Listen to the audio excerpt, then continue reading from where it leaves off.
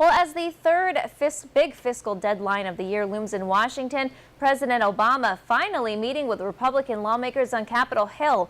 Today, he invited former Republican VP nominee Paul Ryan to lunch at the White House. And last night, the president hosted a dozen Republican senators at a hotel for dinner. WENY TV Washington Bureau Chief Jacqueline Policastro talks to one senator about his meeting with the president.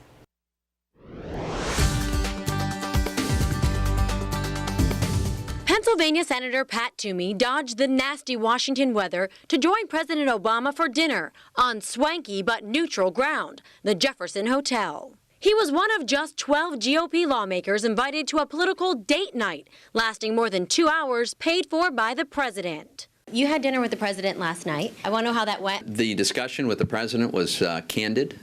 It was very cordial. It was substantive. And we talked about the fiscal problems that face the country. The dinner invitation came less than a week after across-the-board spending cuts kicked in.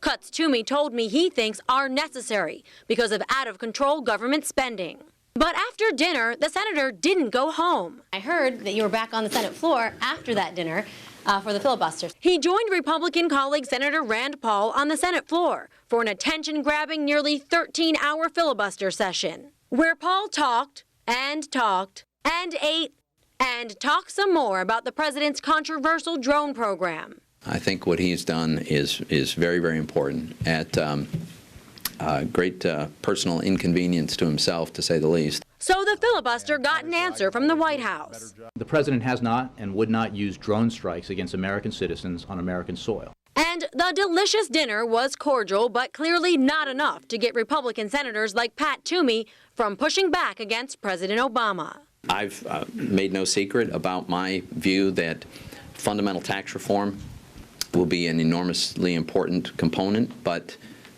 unless we curb the spending and bring spending under control, we're not going to have the kind of growth we need. I was glad to have a chance to have that exchange with the president. After weeks of blaming Republicans for budget problems, the president will continue his outreach next week, coming to the Capitol to meet with lawmakers.